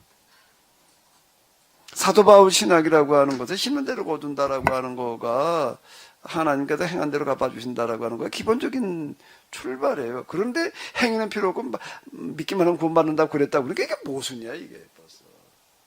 해석 자체가 벌써 이게 잘못되어 있는 거예요. 잘못된 해석, 그 잘못된 교리 신앙에 지금 빠져 있는. 그러면은 그게 한순간에 무너져 버려요. 무서운 거예요. 그러니까 이제 가장 큰 명약은 독약이기도 하다고요. 네, 교리 신앙의 그 한계점을 깨닫고, 아, 이거는 좀 아닌 것 같다라는 어떤 갈등을 느끼고, 또 뭔가 새로운 것을 찾으려고 시도하려면, 일단 교리에서 가르치는 바 모든 것을 해봐야 되잖아요. 실천을 해보고, 우리 김응철 집사님 정말 말씀드리면서, 야, 저렇게 하기도 쉬운 일이 아니다. 저만큼 열심히 하시는 분도 신앙인 가운데 참 극히 드물 것 같다는 그런 생각이 들거든요. 근데 그런 교리적 한계를 깨닫기 위해서는 그걸 다 겪고 해보고 실천한 다음에 그래도 이건 아닌 것 같은데 이렇게 깨달을 텐데 그거가 어떻게 해야지 그렇게 깨달을까요? 아니면 그냥 푹 빠지고 시키는 대로만 하고 말 텐데 그래도 이게 아니다라고 거기에서 한계점을 보고 이렇게 빠져나오려면 스스로 매일매일 자기를 점검하는 말씀과 비춰서 자기를 점검하는 그게 필요한가요? 아니면 어떻게 해야지 열심을 다하면서도 그 한계를 깨달을 수 있을지. 나한테 물어본 거야, 지금? 네네. 그럼 뭐야? 하나님께서 사람을 만들 때 몸통 위에다가 목을 놓고 그 위에다 머리를 얹어 놓으셨거든? 그럼 머리통은 생각하라고 주신 거지. 그냥 맹탕 그냥 달고 댕기라고 뻔 때려 주신 게 아니라고. 여기다 맨날 수적대고 그냥 보면 내고 댕기라는 얘기가 아니라 머리를 주신 것은 생각해봐. 그 과연 맞는 얘기인지. 그 사모님 말씀에 뭐 답을 드리려고 하는 건 아니고요. 말씀 들으면서 생각이 나는 게 이 잘못된 교리 신앙을 갖게 했던 장본인이 누구였을까? 뭐 설교자 아니겠습니까? 결국에는 이 교리신앙에서 말씀신앙으로 나아갈 수 있게 하는 것은 물론 성도 개개인의 몸의 가장 꼭대기에 달려있는 머리에서 생각을 해야 되지만 그 생각에 바른 것을 말씀신앙을 심어줄 목사의 역할이 한국교회에 정말 중요하다. 그래서 아까 그 집사님의 개인 경험을 바탕으로 한 그 삶을 이야기를 들었을 때 그러면 나는 지금 뭘 하고 있는가? 저는 잠깐 생각을 했는데 이렇게 정리를 했습니다. 교리신앙을 안 가르치는 목사가 되려고 그래서 원리와 원칙, 근본을 말하는 성경이 기반이 되는 말씀신앙을 똑바로 가르치려는 목사가 되려고 이 자리에 앉아있는 것 아닌가 이렇게 정리를 했는데요. 역시 목사 책임이다. 그리고 목사가 끼어야 된다. 이런 생각을 했습니다. 예. 그럼 100% 설교자 책임이에요. 그럼 100%에 99%가 아니에요. 아까 얘기한 대로 이렇게 제사장 세울 때에는 특별하게 세우는 의식을 거행하는 게 그건 너한테 주어진 책임만큼 크다라고 이렇게 이제 얘기를 할 수 있는 어떤 이런 거거든요. 사도 바울이 얘기를 하잖아요. 믿음은 들으면서 나는 거다 말이야. 뭘 듣느냐는 게 중요한 거거든. 근데 맨날 교리나 떠들어대고 있어 놓으니까 이놈의 거기서 벗어날 길이 없는 거고 지금 이게 손가락인지 태양인지 구분이 안 되는 거예요 이제는. 컵인지 물인지 지금 그냥 컵을 맨지작거리면서 물 마시는 줄 아는 거예요 지금. 이렇게 돼 있는 거지. 교리와 교리시나 그 말씀 이게 구분조차 없는 거야. 구분이라는 게 없는 거야 지금 이게. 근데 삼위일체 그냥 하나님은 삼위일체인 줄만 안다고 그냥. 그건 삼위일체 교리거든요. 예? 하나님 삼위로 계신다. 그건 이제 그 초대에 그렇게 고백할 수밖에 없어서 독특한 상황이라는 게 있는 어떤 이런 거라. 그게 만년 정통 신론으로다가 이렇게 얘기를 해버리게 되면은 거기서 벗어날 길이 없는 거예요. 하나님 삼위로 계신다 그냥 그리고 끝나는 식이 돼버리고 이제 이만한 건데 그 이제 신론에 가가지고서 이제 우리가 다시 봐야 될 어떤 이제 이런 건데요. 교리 신앙에 빠지면은 안 된다라고 하는 거. 교리 신앙이 제일 무서운 적이에요. 제일 무서운 적은 가까운 데 있어요. 아주 가까이에 있는 거예요. 그러니까 이게 무슨 이단이 아니면 반기독교 운동하는 사람들이 제일 무서운 적이 아니에요. 내 안에 지금 내가 지금 기독교 신앙의 가장 큰 적이 되어져 있으면서 스스로 모르는 거예요. 자가당착이라는 말을 이제 우리가 얘기를 하는데 그러면서 착각에 빠져 있는 이제 그런 거죠. 교리신앙이 무서운 건데 뭐 끝나는 시간은 봐야 알아. 그 고무줄이에요 이때부터. 고무줄이니까요. 조금 더 땡기면 늘어나요. 자, 좀 하실 말씀 있으시면 이 부분은 이걸 우리가 또 이걸 가지고 얘기해 볼 시간은 이제 없을 거고요.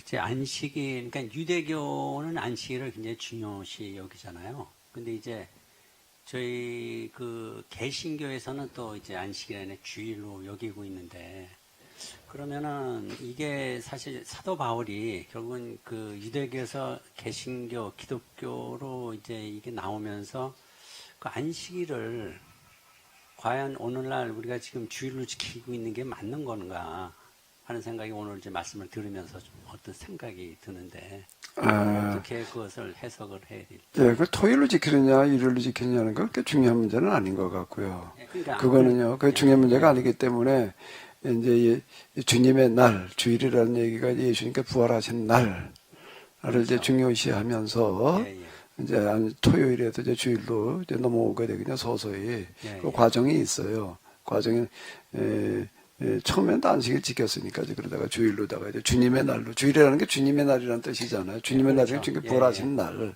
예. 이제 부활을 중요시하면서 이제 이렇게 지키게 이렇게 되어졌는데 그 안식일을 지켜야 된다고 계속 고집하는 사람들도 있어요. 그걸 안식일 교인이에요. 그렇죠. 예, 예. 안식일 교인들은 그다음 지금 토요일 날 예, 예. 토요일을 토요일 지키고 날, 있다는 그렇죠. 말이에요. 근데 그건 뭐 우리가 그렇게 날짜 자체가 중요한 거는 아니고 중요한 건 거기에 담겨져 있는 정신을 의미여야 되는데 그건 그대로 그냥 우리 안식일 개념을 주일 개념으로 받아들이면은 될 것 같아요. 그 부분은요. 근데 현실적으로 안식일 의미라고 하는 게 이제 사실 우리는 그냥 어떻게 보면 지금 주일 예배만 드리고 행사하는 쪽으로 많이 이제 치중돼 있잖아요. 그러니까 그거를 그리고 또 실제 현실적으로다가 토요일을 안식일로 지키기도 굉장히 어려웠던 게 토요일이 저는 반공일이었잖아요. 그렇죠. 반공일. 그러니까 오전에 근무하고 오후에 쉬는 어떤 이런 게 요즘 이제 주 5일제가 돼가지고 토요일도 휴일인 경우가 있지만은 실제로 예전 주 6일 근무일 때에 주일날 토요일을 우리가 이제 예배 드린 날로 정하자라고 하게 되면은 그 직장 가지 말아라는 얘기가 되는 거니까 예, 예. 그것도 굉장히 어려운 문제라고 현실적으로다가 예, 예. 그런 저런 근데 어쨌든 우리가 주일날 이제 일요일을 주일로 이렇게 지키고 있는데 토요일이 아니라 그건 이제 토요일이냐 주일이라는 건 그렇게 중요한 문제가 아니라 거기에 부여되는 의미가 중요하겠죠. 그렇게 봐야지 될 것 같아요. 예, 예. 그 부분은요. 아니, 근데 저는 이제 궁금한 게 그럼 주일을 어떻게 이제 어떻게라고 하는 것은 안식일 정신이어야 되는 거죠. 그러니까 그거를 현 시대에 이제 그 안식일 정신을 그러면 이제 그거가 그 다음에 이제 교리로 넘어가야 되는 거예요.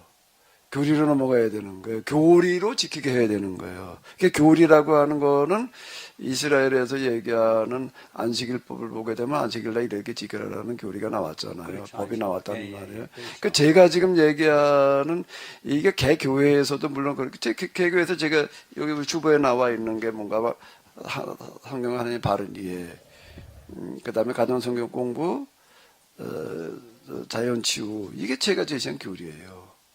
오늘 우리는 이걸로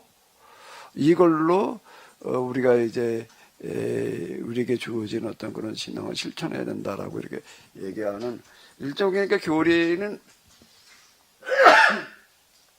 그 실천 조항적인 성격을 가지고 있거든요.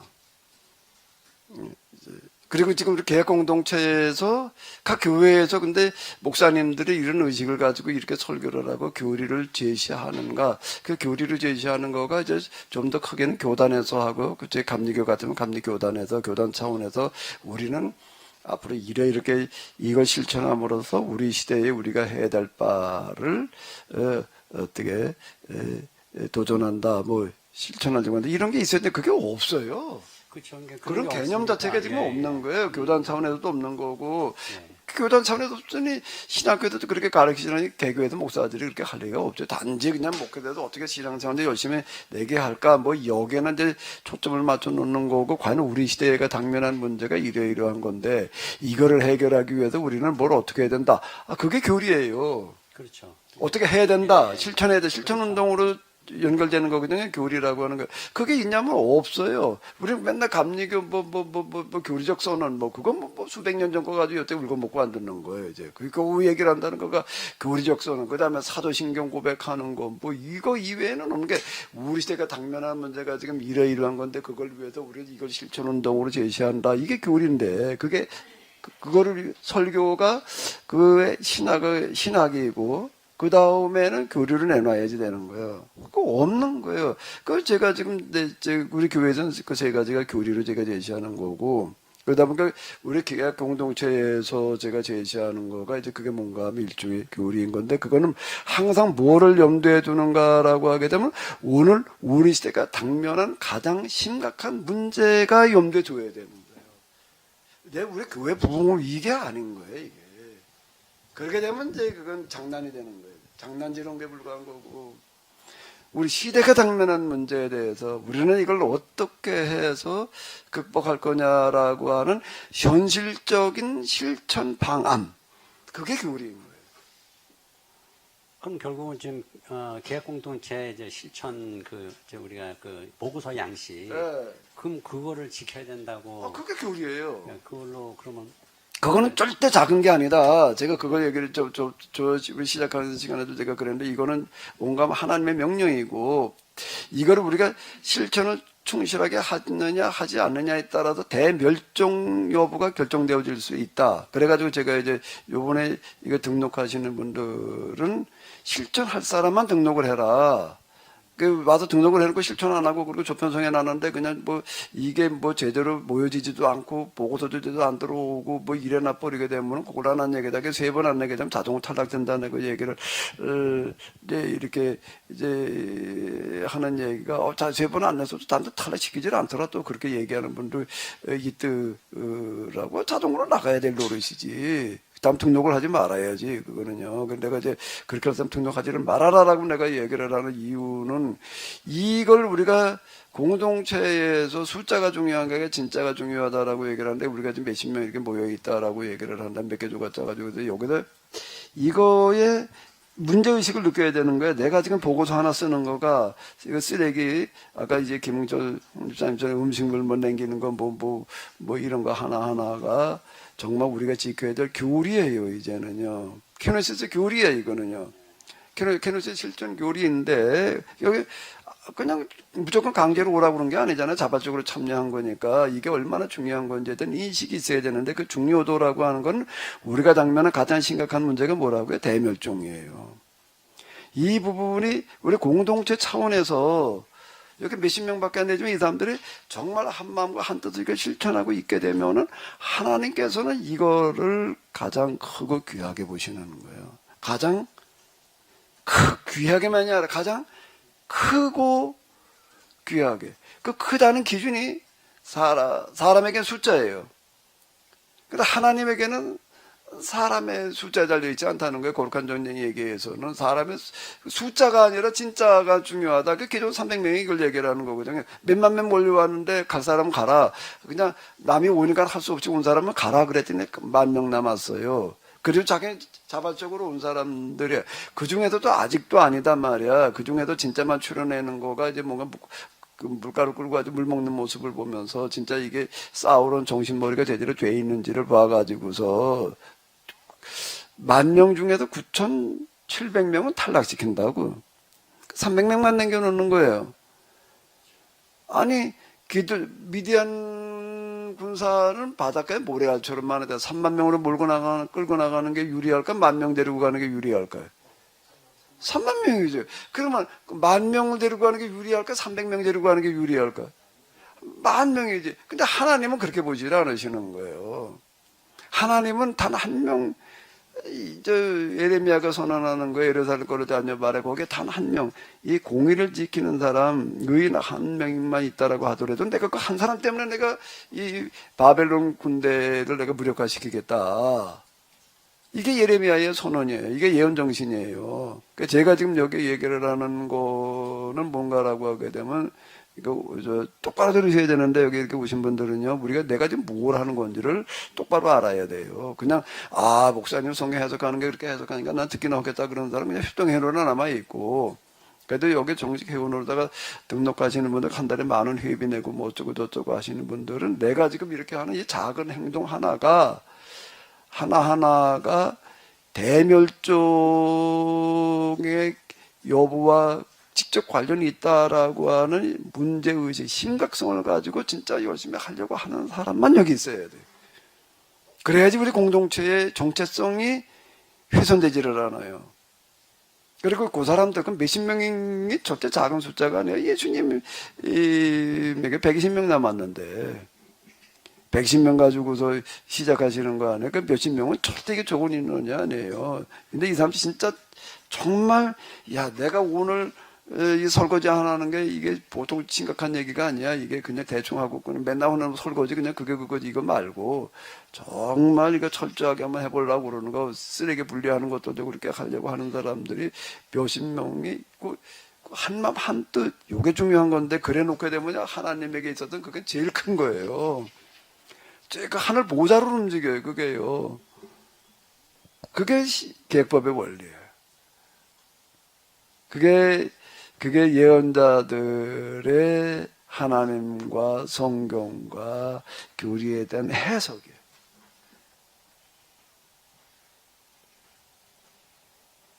저는 양무리 교회를 섬기고 있는데요. 이런 흐름으로 우리 교회의 교리를 만들어야 되겠습니다. 그런 게 이 시간에 아주 확고하게 이런 흐름으로 교회의 표어가 만들어져야 되는 것이고 그것에 따른 준칙 교리가 만들어져야 되고 그것에 대한 어떤 당위성이나 배경은 당연히 인류 대멸종이라는 위기 앞에서 우리 교회의 움직임이 소돔과 고모라의 의인 10명 혹은 노아 방금 말씀하신 기도원의 300용사와 같은 자세로 돼야 되겠다는 생각이 확고해져서 만들어야 되겠다 라는 생각 때문에 좀 흥분이 되고요. 그 전에 사실은 다른 게 궁금했었는데 그것까지 이어서 질문을 이제 드리면 혹시 아까 이제 우리 이원영 장로님께서 우리 기존 교회 예배 형태 주일의 일요일이라고 하는 이 주일의 예배 형태와 이 교리와 도대체 뭔 관계인가 이제 저도 그 부분 약간 헷갈렸는데 장로님 이렇게 질문하시면서 나름대로 정리가 됐고 그러면은 유대인들 회당에서 모였던 유대인들의 어떤 그 안식일을 지킨 것은 우리 이제 뭐 성경에 나와 있는 것처럼 예수님 시대나 혹은 이어서 바울이나 이런 때 누구든지 와가지고 나와서 하나님의 말씀을 해석하고 혹은 뭐 설교하는 그런 시간으로만 채워졌던 건가요? 혹시 이제 지금의 한국교회하고 굳이 빗대어 보면 한국교회는 예배라는 형식을 갖추잖아요. 소위 뭐 사도신경도 하고 찬송도 하고 또 젊은이들이 많은 데는 막 그 소위 막 1시간 이게 뭐 열린 예배라고 얘기하는 뭐 이제 그런 형식도 취하고 이렇게 하는데 그 유대인들의 회당에 안식일을 지키는 어떤 그런 뭐 어떤 틀이라고 한다면 혹시 목사님께서 알고 계시는 내용이 있으시면 설명해 주시면 감사하겠습니다. 보르기 때 시작되어진 회당이라고 하는 것은 전적으로 신학 작업이에요. 성경을 해석하는 건 신학 작업이라고. 신학 작업인 거예요. 신학 작업을 하는 가르치는 시간이에요. 질문하고 토론하고 신학 작업이 일어나는 시간인 거예요. 이 회당 예배 순서라는 것 자체가 그런 거예요. 의식이 아니야. 하나님께서 기뻐 받으시는 의식을 드리는 거는 이교적인 예배고 그게 성전 제사 신학이었던 거예요. 그게. 근데 그거 이제 다 때려 부시는 거예요. 그리고 누구든지 나와서 얘기를 해라라고 하는 것은 성경에 대해서 뭔가 새롭게 다시 한번 좀 뭔가 해석할 여지가 있다라고 생각되는 부분 나와서 얘기를 해라. 신학 작업인 거예요. 그러니까 예배는 율법서에서 얘기하는 예배는 전적으로 성경에 대한 해석 받고 얘기를 하면 성경에 대한 해석을 뭐라고 그런다고요? 신학 작업을 하는 거예요. 그리고 이제 그거가 모여져 가지고 그 다음에 이제 실천 강령인 교리가 만들어지는 거예요. 실천 강령 교리가 만들어지고 이제 그 다음에 우리가 지켜야 될 지침이 되는 거죠. 그게 우리는 지금 이러이러한 상황에서 이걸 가지고 우리가 하나님을 섬긴다. 이걸 가지고 우리 시대의 문제에 도전한다. 이거는요 전적으로 뭔가 하면 도전이에요. 이거는요 교리라는 거는 그 시대가 당면한 문제에 대한 도전이 그게 교리예요. 내가 지금 여기 아까 요거 말씀 어디 갔냐 이거 다시 한번 이거 네. 자 여기 이제 대화포라고 하는 거가 있고 요걸 제가 이제 구분해 가지고 이렇게 다시 한번 이렇게 좀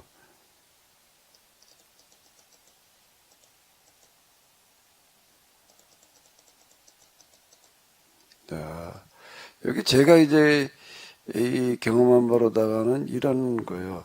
내가 이거 앞에 나와 있는 거는 계속 도전한 거예요. 현실 문제에 대한 도전. 그런데 그러고 났더니 대어포 내가 이렇게 도전하는 이거 자체가 부지개약한 것도 한국 교회에 대한 도전이었어요. 이거는요.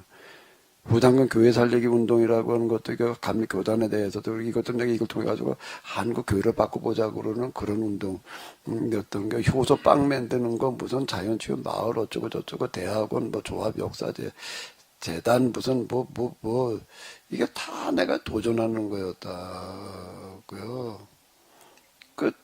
그게 이게 열 몇 번이야. 물론 내가 도전이라고 하는 거는 결과가 될 수도 있고 안 될 수도 있는 건데 안 될 가능성이 많은 거예요. 근데 이제 나오고 이제 마지막 도전이 남아있단 말이야. 대멸종에 도전해라라고 하는 거가 이걸 통해서 여기에 이 말씀이 주어지더라. 내가 이렇게 얘기를 하는 거예요. 그게 이제 뭔가 하면 1919년 9월 4일에 이렇게 공동체 결성하는 거가 뭔가 하게 되면은 이 대면증에 대한 우리의 도전이다 말이에요. 이렇게 얘기를 하는 거거든요. 그러니까 교리는 곧 도전이에요. 뭐에 대한 도전이죠? 그 시대가 당면한 문제에 대한 도전이지 단순하게 신앙 고백이 아니에요. 이게 그래야지 개 공동체 그 세상 역사가 뒤바뀌고 여기 하나님 나라가 임할 거 아니에요. 세상 문제에 대해서 상관없이 그냥 우리끼리 그냥 뭐 여기서 그냥 평안과 뭐 무슨 울타리 속에 가둬놓고 있으면은 그러면 곤란한 얘기가 되는 거예요. 교리는 곧 뭐라고요? 그 시대가 당면했던 문제에 대한 도전인 거예요. 실천강령이어야 되는 거예요. 이거는요. 그게 있어야 되는 거예요. 그게 교회고, 그게 설교고, 그게 그 교회 생활, 몇 년 표가 있자, 날마다 구원받는 사람 더하게 하시니라 표, 그거 가지고 많이 해요. 그게 뭘 하는 건지도 몰라. 예? 목사가, 표를 나름 배가 증가, 어쩌고 저쩌고, 이게 시대 상황하고는 상관없는 소리 떠들어대고 있는 거예요, 지금요. 자기 교회 그냥 부흥하자는 데다 초점 맞춰놓고서 그냥 그러고 있는 거지. 대부분 그렇죠. 어때요? 오종성 목사님 눈에는 어떻게 보여요? 이런 눈으로 보니까 어때? 그냥 교회 표라는 게. 정신 바짝 차리고 표 정해야 되겠다. 저희 교회는 뭐예요, 표가? 저희 교단총회 표하고 같이 가거든요. 뭐예요, 그게? 어떻게 기억이 안 나는데. 예? 기억은 지금 정확하게 안 나는데요. 근데 이제 안 나도 괜찮아. 네, 교단은 어쨌거나 저희 교단 같은 경우에는 물론 다른 교단도 마찬가지겠죠. 시대에 교회가 어떤 역할을 해야 되는지에 대한 고민을 하고 내어놓는 표다 생각해서 저희 교회는 이제 그 교단 표를 정하는데 그거를 선택하고 안 하고를 떠나서 교회는 그 시대가 당면한 문제에 도전하는 공동체다라는 말이 예. 우리 교회의 교리를 공동체가 동의해서 빨리 만들어야 되겠다. 예. 그런 거예요. 그러니까 이게 목회자들이 대단히 중요한 건데 이런 의식 자체가 없는 거예요. 제가 이제 여기 와가지고 목회하면서 제일 많이 이제 부딪혔던 저항 중에 하나, 교회인들 저항 중에 하나가 뭔가, 목사 아니면 맨날 너무 큰 것만 가지고 떠든데, 지금 우리들끼리 요런 거 좀 따뜻한 거 자꾸 얘기를 하더라고.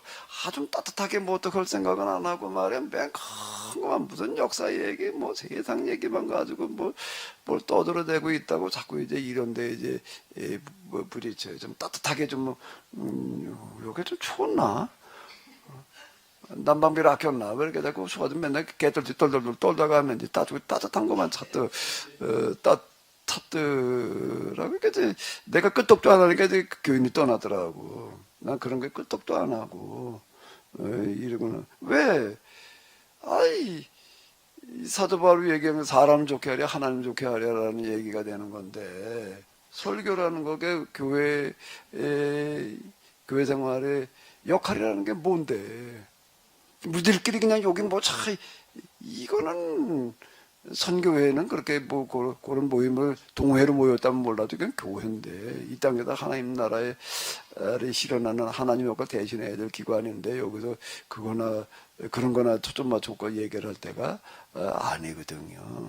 우리 교회를 어떻게 좀 따뜻하게 만들어 보기 위한 목회는 그게 아니라는 거예요. 목회 본래 취지가 그러니까 이제 조금 자꾸 온도 차이들이 있어가지고 좀 뭐 이러고 이제 여기 남을 사람만 남아가지고 그러고 있는데요. 자, 그때도 내가 에이, 숫자가 아니고 진짜가 중요하다. 그냥 마음에 갈등은 많아요. 난 마음 편한 건 아니에요. 편한 건 아닌데 그 원리 원칙대로 정도대로 가보자. 그 이름 정석 값을 해야지 뭐. 이름값을 좀 해야지.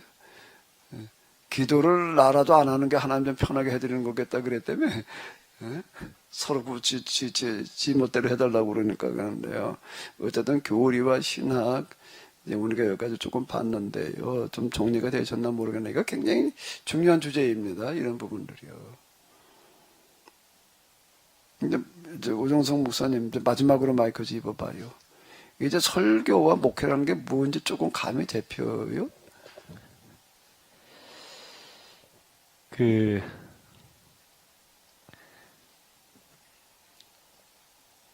계속 저만 얘기하니까 그리고 저 때문에 길어지는 것 같아서 늘 죄송한데 지금까지 내린 제 나름의 결론은 잃었던 길을 잘 찾아왔고 잘 찾아가고 있구나라는 생각입니다. 예, 그래요. 이제 마치도록 하겠는데, 우리 좀 조장님들 또 관심 있으시면 여기 좀 직접 오셔서 같이 대화를 나누면 좋을 것 같아요. 물론 온라인도 좋지만은요, 이제는 온라인에 익숙해지니까 아예 올 생각들은 안 하셔.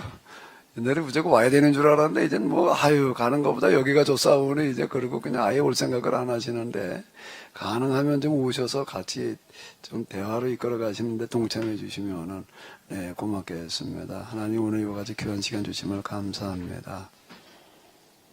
교리와 신학이 무엇인지, 오늘 우리가 무슨 일을 어떻게 해야 되는지에 대해서 저희들이 고민하며 생각해 봤습니다. 하나님 부족한 부분들을 하나님께서 좀 더 깨닫게 하시고 또 인도하여 주시옵소서. 저희들에게 하나님께서 은혜로 말미암아 바른 길 갈 수 있도록 인도해 주시옵소서. 감사드리오며 우리 주 예수 그리스도의 이름으로 기도합나이다. 아멘. 네, 수고 많으셨습니다. 네, 좀 시간이 오버됐는데요. 네, 감사합니다. 네, 수고하셨어요. 김호철 목사님, 김도 집사님, 찬미, 네, 이 정도. 네, 우리 박성열 장로님, 우리 조 권사님. 네, 수고들 많으셨어요.